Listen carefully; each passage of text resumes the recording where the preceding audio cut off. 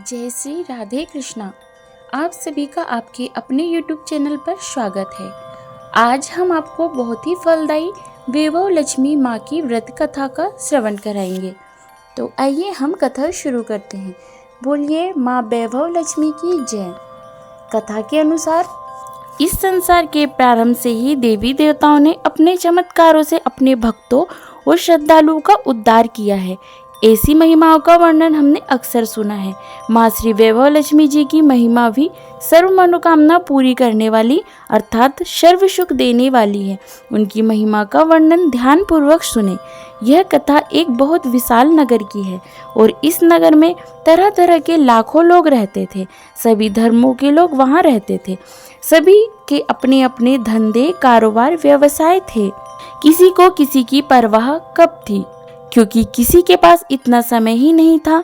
धार्मिक कार्यों, भजन कीर्तन, भक्ति भाव, दया, धर्म, परोपकार जैसे नेक संस्कारों की कमी ही थी। भ्रष्टाचार, लूटमार, चोर डकैती का बोलबाला था। देश के कोने कोने से लोग रोजगार की तलाश में इस नगर में आते थे। कहते हैं कि धर्म और सद्भावना का अंश कभी समाप्त नहीं होता, अर्थात ऐसे बुरे लोगों में कुछ अच्छे लोग भी रहते हैं और इन अच्छे लोगों में विमला और उनके पति की गृहस्थी भी चल रही थी। वैसे देखा जाए तो इंसान की इच्छाओं की कोई सीमा नहीं होती है और उनके पास जितना धन आता जाता है उसकी इसे पाने के लिए लालसा बढ़ती जाती है। शुरू में वह सोचता है कि उसकी 2 समय की रोटी चल जाए। इसके लिए मंदिरों में जाते हैं, तीर्थ करते हैं, अर्थात सब कुछ करते हैं। और जब यह समस्या हल हो जाती है तब शुरू होते हैं दूसरे विचार और आय बढ़े, अधिक धन हो, अच्छा काम, पहनने को अच्छे कपड़े, अच्छी गाड़ी वगैरह वगैरह। दूसरे शब्दों में कि उनकी लालसा बढ़ती जाती है। किसी ने ठीक ही कहा है कि भूख की तो एक सीमा है जिसे रोटी खाने से पूरा किया जा सकता है, परंतु लालसा की कोई सीमा नहीं। इस लालसा में बंधा इंसान यह भूल जाता है कि यह द्वार उसे मृत्यु की ओर ले जा रहा है, अर्थात मानव जीवन इतना बड़ा है जिस पर हम भविष्य का इतना बड़ा बोझ लाद देते हैं। हम अपनी लालसा, काम, क्रोध, अहंकार में अंधे होकर उस प्रभु, उस महाशक्ति को भी भूल जाते हैं जिसने हम सबको जन्म दिया है और यह सब संसार चलाया है। और यही सब कुछ कलयुग की निशानी है। पाप की परछाइयाँ लंबी और गहरी होनी शुरू हो जाती है। धर्म व्यापार बन जाता है, अधर्मी खूब फलते फूलते हैं। तो आइए हम कथा का श्रवण करते हैं। ऐसे ही सब कुछ विमला की गृहस्थी से हुआ। पहले तो उसका एक छोटा सा घर अर्थात एक ही कमरा था। उसी में रसोई, उसी में सोना, खाना पीना इत्यादि होता था। विमला का पति घनश्याम यहाँ किसी आरती के पास नौकर था। दोनों बहुत ईमानदार थे। विमला तो बहुत ही धार्मिक प्रकृति की और संतोषी थी और उसका पति भी विवेकी और सुशील था, अर्थात उनकी गृहस्थी अपने इलाके में एक मिसाल थी। वह दोनों कभी किसी से उलझते भी नहीं थे, कभी किसी को किसी प्रकार के अपशब्द नहीं कहते थे। दयालुता और सदाचार उनके रोम रोम में बसी थी। विमला नित्य मंदिर जाती थी। इस तरह उनकी गृहस्थी खुशी खुशी चल रही थी। परंतु हम जानते हैं कि कर्म की गति न्यारी है। ईश्वर की लीला को कौन जान पाया है। समय और मनुष्य का भाग्य उनको पल में राजा से रंक और रंक से राजा बना देता है। ऐसी सत्य कथाएं हमने अनेक सुनी हैं। ऐसा ही कुछ विमला के पति घनश्याम से हुआ। वह शीघ्र से शीघ्र अमीर होना चाहता था और इसी लक्ष्य को लेकर वह गलत रास्ते पर चलने लगा। उसकी दोस्ती कुछ बुरी संगति के लोगों से हो गई। वह जुआ खेलने लगा। देखते ही देखते वह शराब भी पीने लगा। इन सब चीज़ों के लिए धन चाहिए था, परंतु वह कहाँ से आता। करते करते उसने विमला के जेवर और घर का लगभग सारा सामान बेच दिया और करोड़पति से ख्वाब देखने वाला घनश्याम कंगाल हो गया और उसके करोड़पति बनने के सपने को अस्त व्यस्त हुए और साथ साथ उनकी घर गृहस्थी भी बिखर गई। अति दरिद्रता से ग्रस्त होकर वह विमला से मारपीट भी करने लगा। अब तक विमला के परिवार पर संकट और परेशानियों के बादल पूरी तरह छा चुके थे। वह अपने पति का व्यवहार देखकर और अपने घर की हालत देखकर बहुत दुखी थी और अंदर ही अंदर टूट गई थी। हर समय उदास रहने लगी। वह अपना दुख किसको जाकर बताती, लेकिन पिछले कुछ समय से वह जब भी परेशान होती थी तो देवी माँ लक्ष्मी जी की आराधना करती। उनके घर में एक छोटा सा मंदिर था जहाँ माँ लक्ष्मी की मूर्ति रखी हुई थी। विमला बहुत ही सुशील और संस्कारी स्त्री थी। उसको पति के बर्ताव से बहुत दुख हुआ, किंतु वह सब कुछ सहन किए जा रही थी। कहते हैं हर रात के पीछे एक दिन होता है और हर दिन के पीछे एक रात। इसी तरह हर सुख के पीछे दुख होता है और हर दुख के पीछे सुख। इसी बात को आधार मानकर और इस पर विश्वास रखकर विमला श्रद्धा के साथ प्रभु भक्ति में लीन रहने लगी। उसका अपने प्रभु में विश्वास नहीं टूटा। एक दिन विमला थक टूटकर माँ लक्ष्मी की मूर्ति के सामने बैठकर रो रही थी। माँ ने उसकी आंखों से टपकते आंसू देख लिए थे, उसके हृदय का दुख भी जान लिया था। विमला रोए जा रही थी, साथ में वह अपनी माँ लक्ष्मी का पूजन भी कर रही थी। वह कह रही थी, माँ लक्ष्मी मुझे बचा लो, माँ मुझे बचा लो। देखो मेरी और मेरे घर की क्या हालत हो रही है। क्या तुझे मुझ पर दया नहीं आती? मेरा पति बिगड़ चुका है। घर में लक्ष्मी जी आप बैठी है, परंतु आपका दूसरा स्वरूप जो इस संसार में माया का है वह इस घर में नहीं है। उसके बिना जीवन की गति नहीं चलती। माँ मुझे बचा लो, माँ मुझ अभागिन को बचा लो। माँ मुझे शक्ति दो, माँ मुझे शक्ति दो, शक्ति दो। माँ लक्ष्मी मुझ पर कृपा करो, इस घर को बचा लो। अब आप ही मेरा अंतिम सहारा है। तुमने मुझे ना बचाया तो मैं आपके चरणों में ही जान दे दूंगी। अब तो यही मेरा अंतिम निर्णय है। यह कहती हुई वह माँ लक्ष्मी की मूर्ति के आगे गिर गई। तभी किसी ने उसके द्वार पर दस्तक दी। विमला के अंदर न जाने कहां से अनजानी शक्ति आ गई। वह माँ लक्ष्मी के चरणों से उठकर अपने घर का द्वार खोलने चली गई और सोच ही रही थी, मुझ गरीब के घर इस समय कौन आया होगा। घर आए अतिथि का सत्कार करना चाहिए। ऐसे संस्कारों वाली विमला ने खड़े होकर घर का द्वार खोला। देखा तो सामने एक मांझी खड़ी थी। उम्र में वह कुछ बड़ी थी। उनके चेहरे पर अलौकिक तेज अजीब सा था। उसकी आंखों में से मानो अमृत बह रहा हो। उसके देखते ही विमला के मन में उदार शक्ति छा गई, क्योंकि उनके चेहरे से करुणा और प्यार छलक रहा था। उनको देखकर विमला के रोम रोम में आनंद सा छा गया। विमला ने मांझी को आदर सहित भीतर आने को कहा और उन्हें बैठने के लिए बिछौना भी दिया। आसन ग्रहण करने के पश्चात मांझी ने विमला से पूछा, क्यों मुझे पहचाना नहीं? विमला ने कुछ हिचकिचाहट के साथ कहा, माँ आपको देखते ही मुझे बहुत खुशी हो रही है, अपार शांति मिल रही है। ऐसा महसूस हो रहा है शायद मैं जिसे ढूंढ रही थी वह मुझे मिल गई, पर मैं आपको पहचान नहीं सकती। मांझी ने हंसकर और प्यार से कहा, क्यों मुझे भूल रही हो? हर शुक्रवार को माँ लक्ष्मी जी के मंदिर में भजन कीर्तन होते हैं, तब भी मैं वहीं होती हूँ। वहाँ हम हर बार मिलते हैं। जब से पति ने गलत रास्ता अपनाया था, विमला ने मंदिर जाना भी छोड़ दिया था। वह किसी से मिलती भी नहीं थी, यहाँ तक किसी से नजर मिलाने में भी वह संकोच करती थी। तभी मांझी ने प्यार से कहा, तुम लक्ष्मी जी के मंदिर में कितना मधुर से कीर्तन करती थी, भजनों से सभी का मन मोह लेती थी। अब तुम वहाँ दिखाई नहीं देती। तुम किस हालत में हो इसे देखने के लिए मैं खुद आई हूँ। मांझी के मुख से इतने प्रेम भरे शब्द सुनकर विमला का हृदय गदगद हो उठा, क्योंकि जिस हाल में विमला रहती थी उस हाल में मांझी से इतने करुणा भरे शब्द उसके लिए जैसे रोते विलखते हुए बच्चे के लिए माँ की गोद के समान थे। विमला की आंखें आंसुओं से भर गई। मांझी के सम्मुख बैठकर वह विलख विलख कर रोने लगी। यह सब देख मांझी ने विमला की पीठ पर प्यार भरा हाथ फेरकर सांत्वना देते हुए कहा, बेटी यह संसार तो सुख और दुख का संगम है। सुख और दुख तो धूप और छांव के समान है। जैसे रात के पीछे दिन और दिन के पीछे रात आती है, वैसे ही हर सुख के पीछे दुख और दुख के पीछे सुख आता है। धैर्य से काम लो बेटी, बता तुझे क्या दुख है। इतनी बात सुनकर विमला ने अपनी अवगति की पूर्ण कथा मांझी को बता दी। बेटी कर्म की गति न्यारी होती है। हर इंसान को अपने कर्मों का फल मिलता है, इसलिए तुम अधिक दुखी मत हो। अब तुम अपने बुरे कर्मों का फल भुगत चुकी हो, अब तुम्हारे अच्छे दिन आने वाले हैं। तुम तो माँ लक्ष्मी की भक्तिनी हो। माँ लक्ष्मी जी तो प्रेम और करुणा के अवतार है। यदि तुम अपने मन की शांति अथवा गृहस्थी चलाने के लिए लक्ष्मी जी को प्राप्त करना चाहती हो तो वैभव लक्ष्मी जी का व्रत करो। इस व्रत के करने से तुम्हारी हर मनोकामना पूरी हो जाएगी और तुम्हारे सब संकट दूर हो जाएंगे। वैभव लक्ष्मी का व्रत सुनकर विमला के चेहरे पर चमक आ गई। उसने बड़ी उत्सुकता से पूछा, यह व्रत कैसे किया जाता है, यह मुझे समझाइए, मैं यह व्रत अवश्य करूंगी। माँ जी ने बताया, बेटी यह व्रत बहुत सरल है। अगर इसे पूरे शास्त्रीय तरीके से पूर्ण विधि विधान से किया जाए तो माँ लक्ष्मी की अपार कृपा से घर में हर सुख संपत्ति और यश की प्राप्ति होती है। ऐसा कहकर माँ जी वैभव लक्ष्मी की विधि कहने लगी।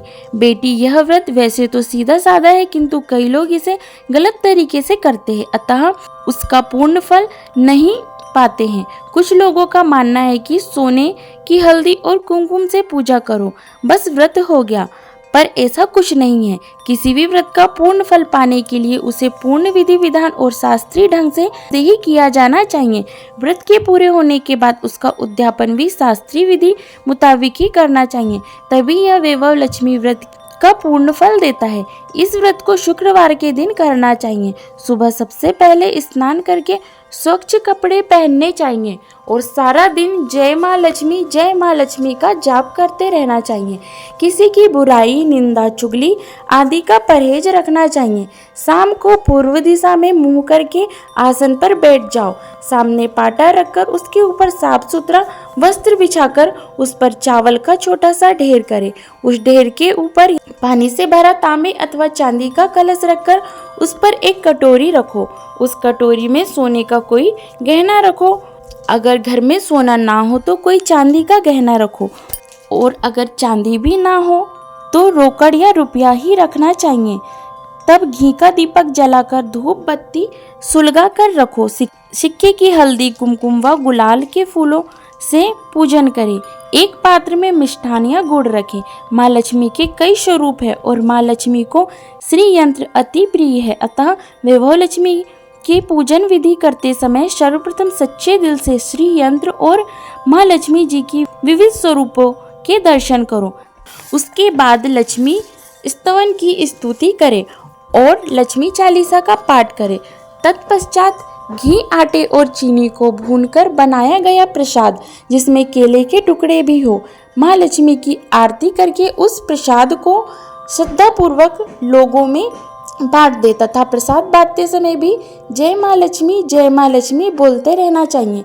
इस व्रत को इस विधि के अनुसार निरंतर 11, 21 या 51 शुक्रवार करना चाहिए। अगर आप में शक्ति हो तो सारा दिन उपवास करना चाहिए।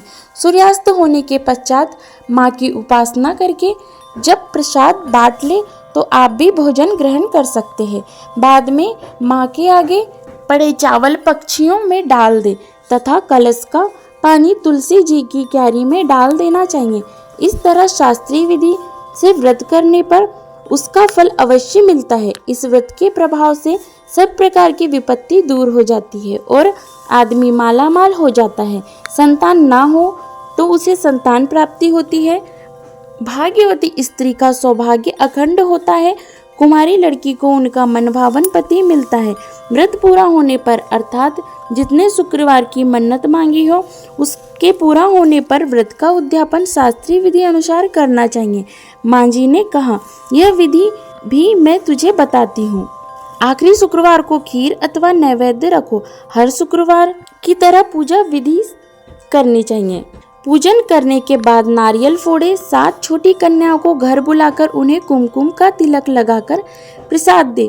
उन्हें उनका मनपसंद भोजन खिलाए और उसके बाद उनसे वैभव लक्ष्मी व्रत की महिमा बताए और वैभव लक्ष्मी व्रत की एक पुस्तक भी अवश्य बांटे। इस दिन और मित्र संबंधियों को भी अपना श्रद्धा और सामर्थ्य के अनुसार वैभव लक्ष्मी व्रत कथा की पुस्तक अवश्य बांटनी चाहिए। इसके बाद धन लक्ष्मी स्वरूप, वैभव लक्ष्मी स्वरूप माँ लक्ष्मी जी की छवि को प्रणाम करें। माँ लक्ष्मी जी का यह स्वरूप वैभव देने वाला है। प्रणाम करते समय मन ही मन भावुकता से माँ की प्रार्थना करते समय कहे, हे माँ लक्ष्मी, हे वैभव लक्ष्मी, मैंने सच्चे हृदय से आपका वैभव लक्ष्मी का व्रत पूरा किया है। हे माँ, हमारी जो भी मनोकामना आपने की हो वह बोलो। मनोकामना शीघ्र अतिशीघ्र पूरी करो। आप तो कल्याणकारी हो, हम सबका कल्याण करो। हे माँ, आपकी महिमा अपरंपार है। माँ जी के पास से सर्व मनोकामना पूरी करने वाले वैभव लक्ष्मी व्रत की शास्त्रीय विधि सुनकर विमला भाव विभोर हो उठी। उसको महसूस हुआ जैसे उसे सुख मार्ग मिल गया हो और अब तक तो वह ऐसे ही भटकती रही। उसने आंखें बंद करके माँ वैभव लक्ष्मी का ध्यान किया और माँ जी द्वारा बताए गए शास्त्रीय विधि और पूर्ण नियम अनुसार इस कल्याणकारी व्रत को 21 शुक्रवार करने का और पूरा होने पर इसका उद्यापन करने का संकल्प लिया। विमला ने संकल्प करके जैसे ही आंखें खोली तो उसके सामने किसी को ना पाया, अर्थात माँ जी ओझल हो गई थी। वह हैरान हो गई थी कि माँ जी कहाँ गई। तब वह समझ गई कि यह माँ जी और कोई नहीं थी, साक्षात लक्ष्मी माँ ही थी। विमला लक्ष्मी माँ की परम भक्तिनी थी, इसलिए लक्ष्मी माँ अपनी इस सच्ची भक्तिनी को रास्ता दिखाने के लिए माँ जी का रूप धारण करके विमला के घर आई थी। भाग्यवश अगले दिन शुक्रवार ही था। प्रायः ही विमला नहा धोकर कपड़ा पहनकर मन ही मन पूर्ण श्रद्धा से जय माँ लक्ष्मी का जाप करने लगी। सारा दिन उसने मन में कोई बुरा भाव नहीं लाया, किसी की बुराई निंदा चुगली नहीं की, अपना मन प्रसन्न रखा और प्रत्येक व्यक्ति से हंसते चेहरे से मिली।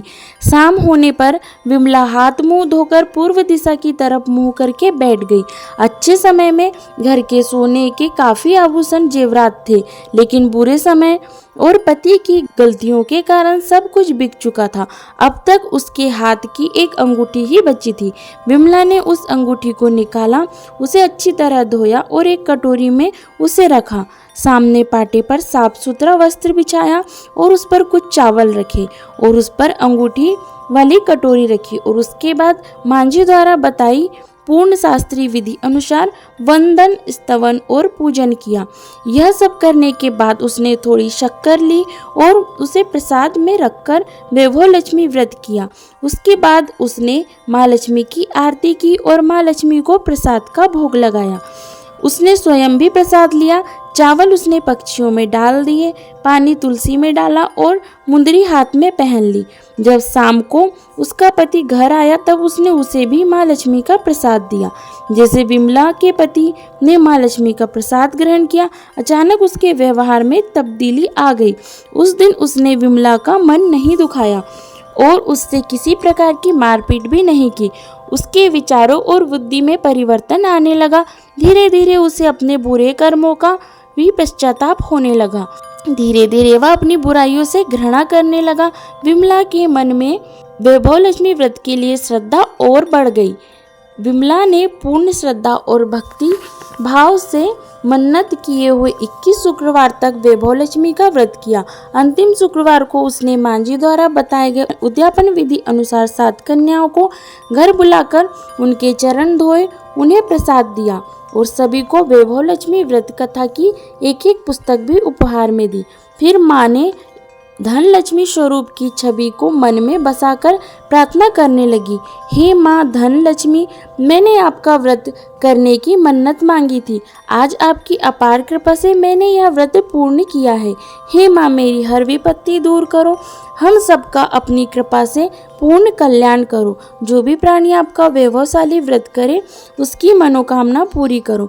जिसे संतान ना हो उसे संतान दो। सौभाग्यवती स्त्री का सौभाग्य अखंड रखो। कुमारी लड़की को मन भावन पति देना, सबको सुखी करना। हे माँ, आपकी महिमा अपरंपार है। ऐसा कहते हुए उसने लक्ष्मी जी के धन लक्ष्मी स्वरूप को प्रणाम किया। इस प्रकार विमला ने शास्त्रीय विधि से वैभव लक्ष्मी व्रत उद्यापन सहित किया और अपनी मनोकामना पाई। उसका पति अब तक पूरी तरह सुधर चुका था। उसने शराब, जुआ इत्यादि सभी आदतें छोड़ दी थी। वह विमला को पूर्ण स्नेह देने लगा था। वह फिर से मेहनत करने लगा और धीरे धीरे उनके अच्छे दिन फिर से आ गए। घर का जो सामान बुरे दिनों में उसकी बुराइयों के कारण बिक गया था वह फिर से आ गया और जो गहने जेवरात उसने गिरवी रखे थे वह भी उसने छुड़ा लिए। व्यवसाय में भी उन्हें मुनाफा अधिक होने लगा। घर में पूर्ण सुख शांति और धन की बाढ़ सी लग गई थी। वैभव लक्ष्मी व्रत का प्रभाव देखकर उसके मित्र संबंधी और मोहल्ले के दूसरे लोगों ने भी अपनी मनोकामना की प्राप्ति के लिए शास्त्रीय विधि से इस व्रत को किया। हे माँ लक्ष्मी, आप जैसे विमला पर प्रसन्न हुई, उसी तरह आप अपने सभी भक्तों और व्रत करने वालों पर प्रसन्न होना और उनको मनवांछित फल देना, सबको सुख शांति देना। जय धन लक्ष्मी माँ। बोलिए माँ लक्ष्मी की जय। सर्व देवी देवताओं की जय। आशा करती हूँ यह जानकारी आपको पसंद आई होगी। वीडियो पसंद आए तो लाइक कीजिएगा, शेयर कीजिएगा और ऐसी ही ज्ञानवर्धक जानकारियों के लिए और कथा सुनने के लिए हमारे चैनल को सब्सक्राइब कीजिएगा और बेल आइकन को भी प्रेस कीजिएगा ताकि मेरे आने वाले वीडियो का नोटिफिकेशन आपको समय पर मिलता रहे। बोलिए माँ लक्ष्मी की जय। जय श्री राधे कृष्णा। धन्यवाद।